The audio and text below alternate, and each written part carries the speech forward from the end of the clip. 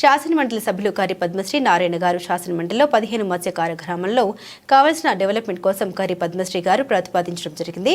వెంటనే స్పందించిన మంత్రివర్యులు నారాయణ గారు 30 కోట్ల రూపాయలు శాంక్షన్ చేయడం జరిగింది. కనుక ప్రతిపాదించిన శాసనమండలి సభ్యులు పద్మశ్రీ గారికి శాంక్షన్ చేసిన మంత్రి నారాయణ గారికి జాతీయ మత్స్యకార సంఘం ఏపీ రాష్ట్ర కమిటీ తరపున ధన్యవాదాలు తెలియపరుస్తూ మత్స్యకార సమస్యలు ప్రభుత్వం దృష్టిలో పెట్టి మత్స్యకారులకు ఆదుకోవాలని కోరుకుంటూ ఇట్లు మోసా అప్పలరాజు, జాతీయ మత్స్యకార సంఘం ఏపీ స్టేట్ ప్రెసిడెంట్.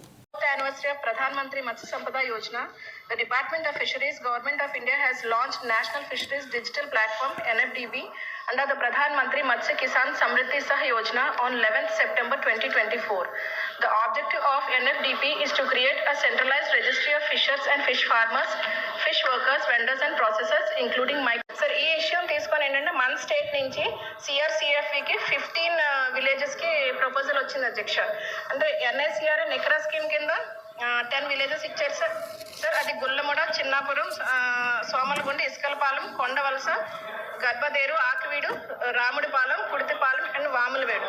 కానీ సిఆర్సిఎఫ్ దాంట్లో అధ్యక్ష మనకి 15 విలేజెస్ కే పెట్టుకోమని చెప్పేసి ఇచ్చారు అధ్యక్ష. అదేంటంటే మా ఉద్దేశం ప్రకారం అమలాపురం నుంచి వాడల రేవు, మచిలీపట్నం నుంచి గిలకల దిండి, కాకినాడ జిల్లా నుంచి ఉప్పాడ, కోన్పాపేట విలేజెస్ ని ఈ 15 విలేజెస్ లోని ఇంక్లూడ్ చేసుకోమని అధ్యక్ష. అలాగే ఇన్ కేస్ ఎక్కువ నెసెసిటీ మనకు ఉండి అదర్ స్టేట్స్ నుంచి కానీ అప్లై చేసుకోకపోతే ఇంకా విలేజెస్ కూడా మనం రిఫర్ చేయడానికి ఉంది. Thank you.